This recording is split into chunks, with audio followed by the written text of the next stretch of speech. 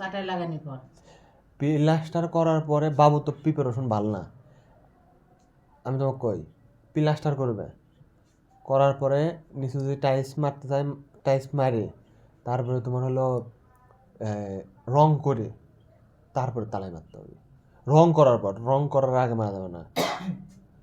আর এই রং প্লাস্টার করার আগে গেলেও মারা যাবে না, কারণ কি রং করার আগে মারলে ওই যে তালাইটা দিবি ওই ফাঁকা ফাঁকা থাকবে, আর পুরো না, দেওয়ালে রং মারার পরে রং মারার পর পুরা দেওয়াল রং মারার পর, আর এই টাইলস করলে পারে এই যে রং করার পরে টাইলস কি এই প্লাস্টার হবে, তারপরে টাইলস করতে হবে রং টং করি, রং টং করার পর টাইলস করতে, তাছাড়া ওই যখন রং করতে লাগবো তখন টাইলসে রং করবে।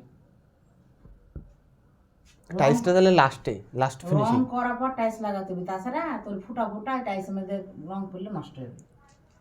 টাইলস লাস্টে লাগাতে হবে, ঘরের সব কাজ হয়ে যাবে, টাইলস তো খালি সটাই একটু টুকটুক করে লাগা দেবে, টাইলসের কোনো তো কালার ইয়ে দেবে না, দরজা নিয়ে তো সমস্যা, দরজা দরজা কাটতে হবে। সব দরজায় কাটতে হবে, কিন্তু ছোট হয়ে যাবে যে দরজা, না ছোট হবে না, বেশি করে না, এই অল্প খানিক করে কাটিয়ে দিতে হবে, দরজা কাটতে হবে। আর পরে করে সোমেনের টাইলস দেখিস? হ্যাঁ, সোমেনের টাইলস গুলো ভালো, ওই টাইলস মারতে হবে, সাদা সাদা টাইলস মারতে হবে, তাছাড়া নিচে হলো সাদা টাইলস ফুটে। সোনার একটা জিল, একটা দাগ থাকে, সোনার